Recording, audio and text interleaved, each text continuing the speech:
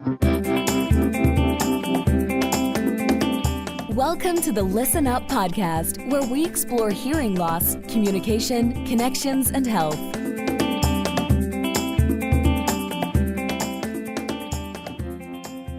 Hi, Dr. Mark Syms here. I'm the host of the ListenUp Podcast, where I feature top leaders in healthcare.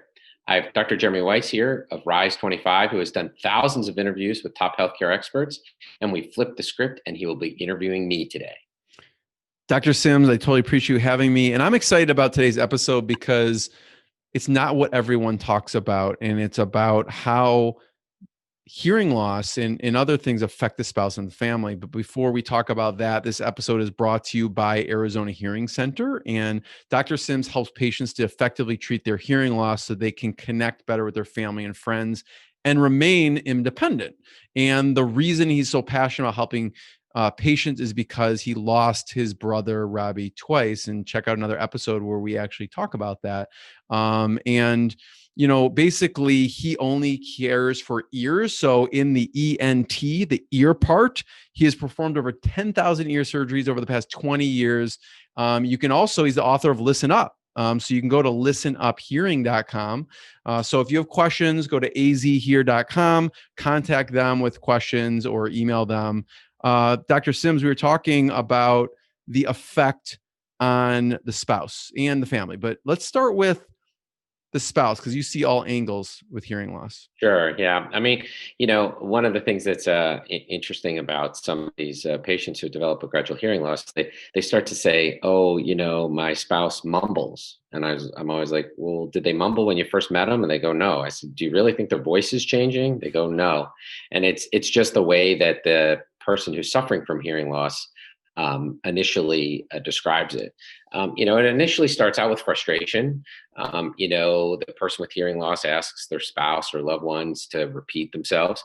And I think initially people are usually patient, but at some point, sometimes people kind of run out of that patience and become frustrated because they know that their significant other needs to treat it, but unfortunately they're not doing anything, and they get tired of repeating it over and over again. I tell my patients, maybe I shared this with you before, but I say hearing loss is like baseball, but worse. And so what I mean by that is it's two strikes and you're out. So somebody says something to you, you say, what? They repeat it again and you say, huh? And then they say, forget it, right? Like they're done. They're not going to repeat it another time. And so what that does to the patient with the hearing loss is they slowly become less and less connected with their world. And so obviously the people that affects the most are their loved ones, because they're around their spouse the most, and then their loved ones, their kids oftentimes, and then their grandchildren. And so the other nature of the hearing loss is it's high tone. And so children's voices, grandchildren's voices, especially when they're young, are high pitched. So that'll sometimes be what brings somebody in. Somebody will say, I do have a hearing loss, but I can't understand anything my grandchildren are saying to me. And then the other funny part I always say is the downside also, or the upside, it depends how you look at it. The grandchildren are brutally honest, because they turn to their parents and say, grandma or grandpa, they just can't hear me, which they just don't know not to say that. Like other people are much more courteous, but the grandchildren tell the truth. So what brings people in? So you mentioned, the grandchildren may say something. What are some interesting stories from your patients of when they told it to you, what brought them in? Yeah, in Arizona, we have a lot of people from elsewhere. And so what'll happen is oftentimes when they see their family or large family gatherings. And so, the way that people compensate for their hearing loss is with speech reading. That's kind of looking at people's face, mouth, and lips. And as an aside, when people are wearing masks, that makes it very difficult. And then the second way is through context. And that is, once people know the subject matter, what people are talking about, their brain automatically fills in the parts they don't hear. And so that works very well when you've got one or two other people speaking. And so when you're with your spouse, they get frustrated, but you can kind of get through it. But then all of a sudden you bring, two of your kids and 5 grandchildren into a room, and it's rapid dialogue going all over the place. And so you can't even move your head quickly enough to keep track of, to see who's talking, let alone figure out what people are talking about. And then so what happens is they'll oftentimes have a big family gathering, and they become, they're isolated. in the corner, right? And they become socially disconnected. And at that point, when they realize they can't connect with their family, then they think to themselves, well, maybe I should really do something about this. And unfortunately, that's oftentimes, been hearing loss of several years, 5, 7, 10 years. And then they're finally realizing. Why does it take so long? I imagine, and I don't know why I stereotype this. Is it more like, do male or female suffer more, or is it equal? Males suffer more. They do. That's what I picture. I picture a male can't hear, and I picture a wife nagging the husband for 3 years and finally getting them. What is usually the last straw? Why does it take so long? Well, I think one of the big reasons is hearing loss is a negative symptom. So if you have pain, that's a positive symptom. And so you'll say, oh, I have pain. I want to go do something about it. Hearing loss is the absence of detection of sound. And so, and this is one of the things I say to patients, like, you don't know you're not hearing it, right? That's why people say people are mumbling, right? It's like, well, really? Do you think everybody all of a sudden stopped learning how to speak? But that's their perception, is that people are mumbling. And so that's what they do. And so it's only when it gets so bad, and it's usually in something that they care about, right? Like, so it's about interaction with the family. Some people will say, when I go to church or religious services, I don't understand anymore. That's when they do something. There's usually some meaningful social interaction that they're missing out on, that's kind of where they go, wow, I really need to do it. Or the other thing is, unfortunately, somebody just beats them over their head, browbeats them to, like, you really need to do something about it. And I always say to patients, like, do you think like your daughter or your wife or your husband is trying to be mean to you? No, they're trying to actually get you what you need to help you interact and be better. Aging stinks, right? I mean, as Katharine Hepburn, I think she said, it's not for sissies, right? But the reality is, if your knees degenerate, or you're a little stiffer or a little slower, those are not as easy to treat. But this is something that you can treat. It's like, it can be rehabilitated relatively easy. So from my perspective, keep the things that you can keep on working as best as possible for as long as possible. I want to talk about, Dr. Sin, some of the solutions, because are people worried about coming in because, and maybe this is true, maybe it's not, it's like, I don't want to get checked out, I don't want to get a hearing aid, or I don't want to get this, or I don't want to get this treatment. What are people thinking as far as they have a preconceived notion of solutions? Well, I think there are a couple things. First off, people, they associate it with the aging process. It is oftentimes associated with the aging, but there are millions of people under the age of 50 who have hearing loss that needs to be treated. So it's not just the elderly. I think that's one of the things. Oftentimes people will say, well, I don't want people to see that I have hearing loss. And what I always say to them is they already see that you have hearing loss, right? People already know it. You just don't realize that they know it. And I think the other thing is I think, there are a lot of marketing messages. People are getting pounded. Once you turn a certain age, your mailbox kind of blows up with solicitations for hearing aids. And so I tell people it's a low confidence experience. And what I mean by that is people feel like they're being sold to rather than being treated.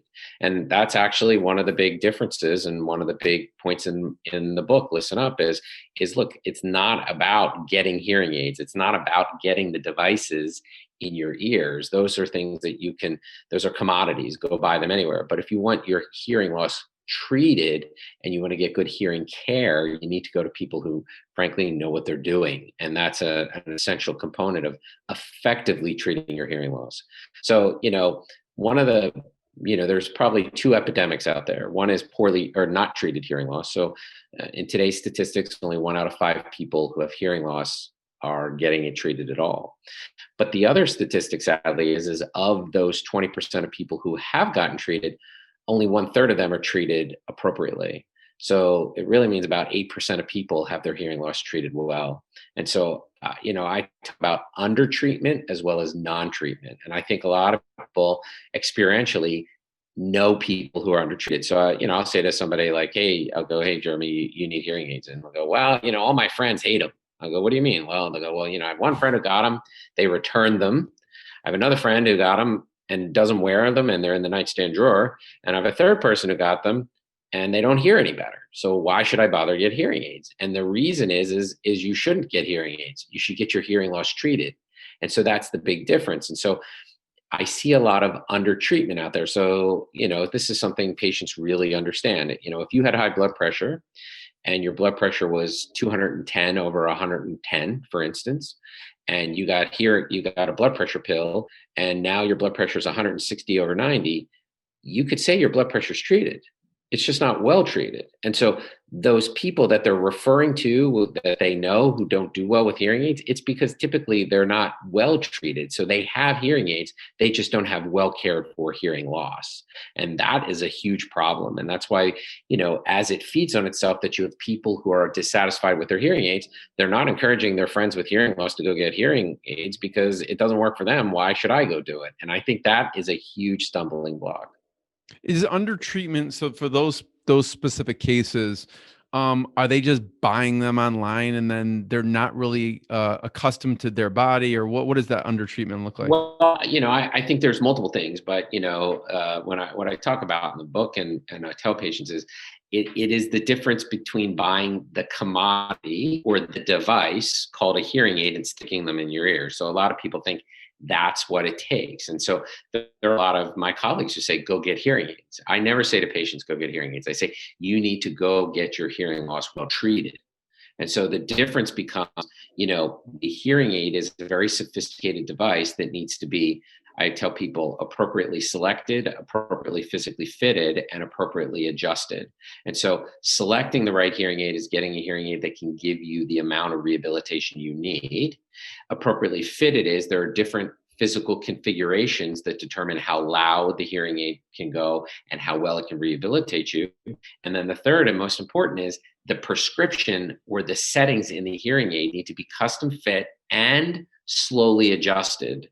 And so one of the things is as you're reintroducing the brain to the sound, the brain can get overwhelmed. So I just saw a guy the other day, he goes, oh, I gotta go back and get these hearing aids adjusted. I was like, well, why? He says, how long have you had them? He said, I've had them for 3 weeks. I said, well, what's the problem? He says, well, when I drive, all it does is make the road noise louder and I can't hear my wife.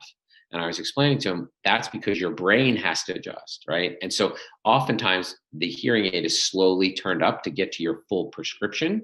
And so part of that is the art of the person who's working with you and being able to explain and answer these questions. And so, you need to go to the proverbial pro from Dover to get this done right. You can get it done.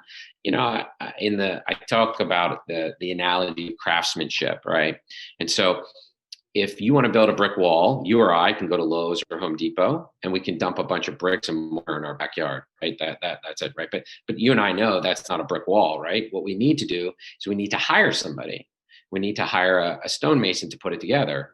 And, maybe if you've ever run a house, most people know this, there's usually a low bid, a mid bid, and a high bid, right? And how many times have people taken the mid or lower bid and then they have to hire the more expensive guy to come back and do the job right? And so the point being is, as much as the labor or the skill or craftsmanship in building a brick wall matters, this craftsmanship of building or putting together your hearing care plan matters too. So, one of the first questions anybody always asks me, what they ask me? What brand of hearing aid should I get?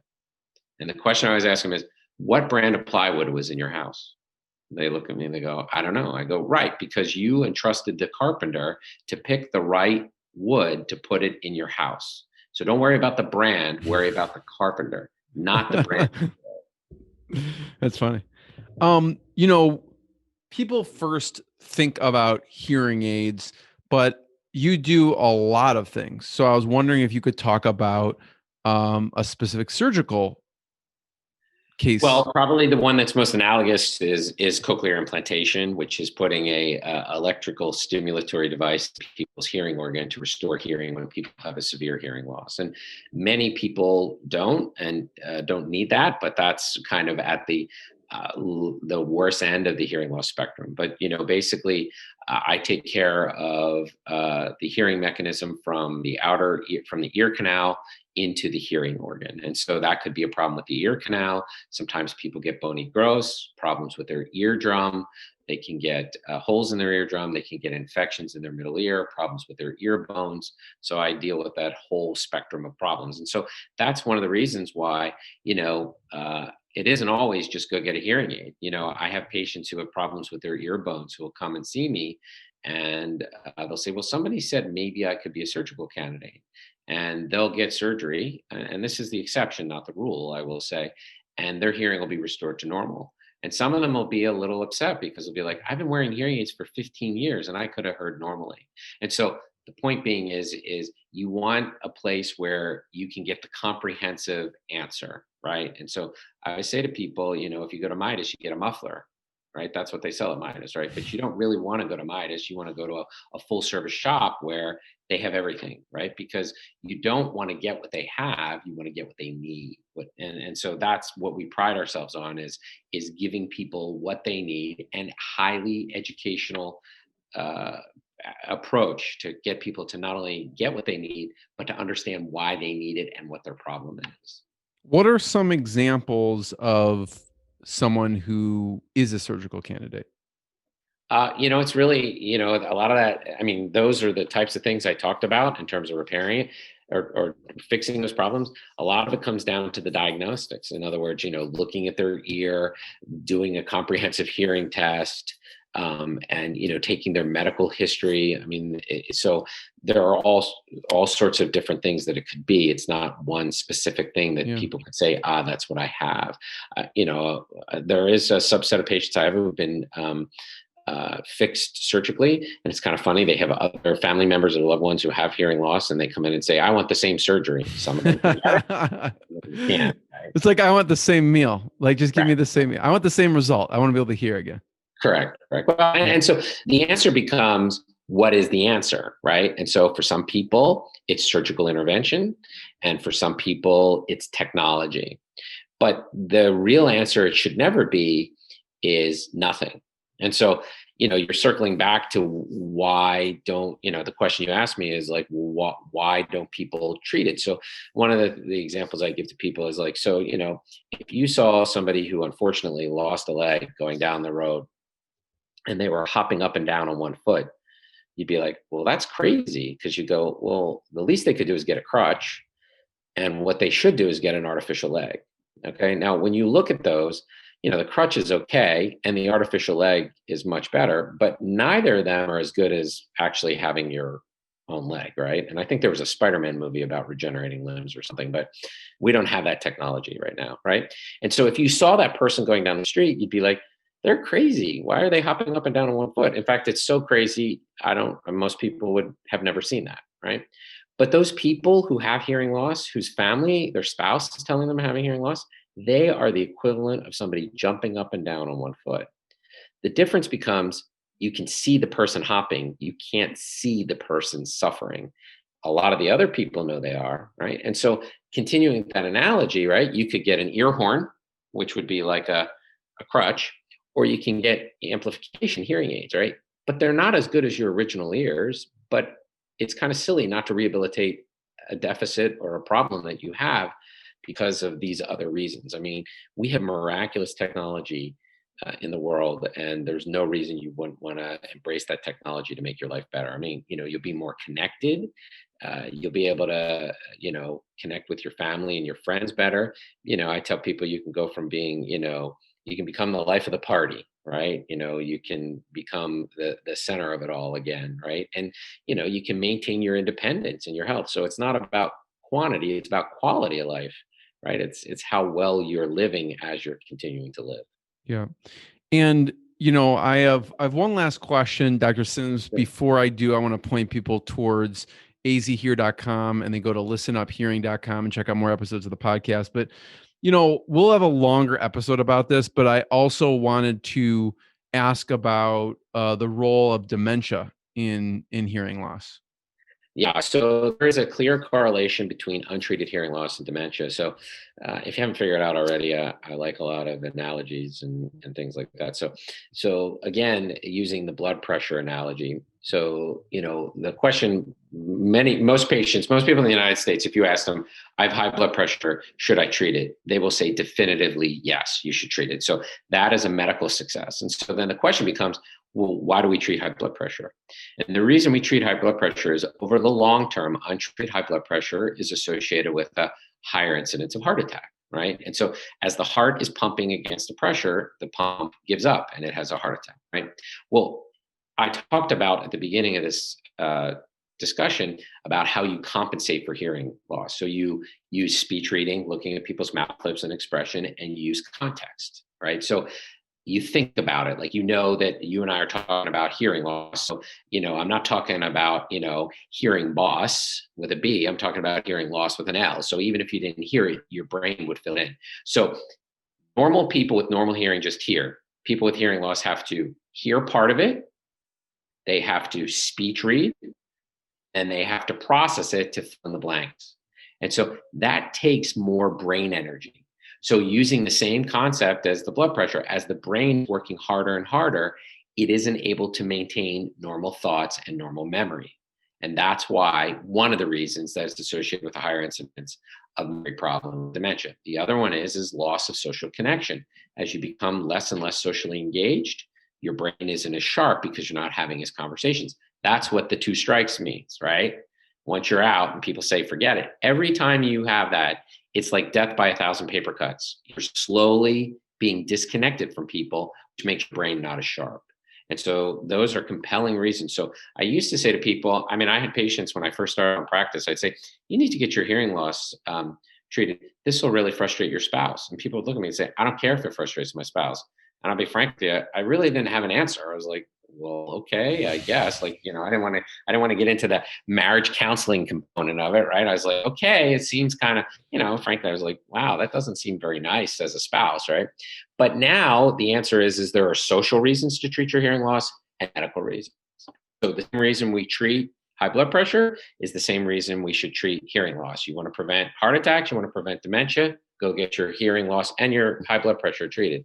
And so the other thing that's funny is, you talk about it, like I have patients who look at me and go, I don't have a hearing loss. And I go, well, you don't perceive yourself to have a hearing loss, but you have a hearing loss, which is similar to saying, well, sir, your blood pressure is 210 over 110. And you say, well, I don't have high blood pressure. Well, we all know you don't feel the high blood pressure, right? And to some extent, you don't perceive the hearing loss. And that's one of the reasons people don't come in, because they don't realize they have it. And I always say, your family's brutally honest, right? They're the same people that tell you to lift your zipper when it's down, right? They're the ones that are going to tell you that, right? They're the ones who say those things that other people don't.